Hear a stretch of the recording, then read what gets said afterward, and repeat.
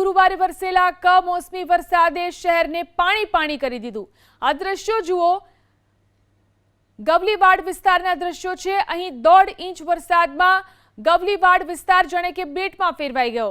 ગવલીવાડ વિસ્તારમાં ગોઠણથી કેડસમાં પાણી ભરાતા લોકોના ઘરમાં પાણી ઘૂસી ગયા। ઘરોમાં વરસાદી પાણી ઘૂસતા ઘરવકરીને વ્યાપક નુકસાન થયું।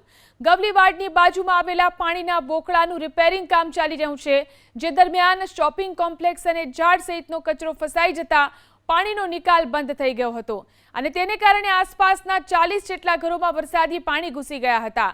અહીં 4000 જેટલા લોકો વસવાટ કરે છે અને તેઓ દર વર્ષે ચોમાસામાં મુશ્કેલીનો સામનો કરે છે।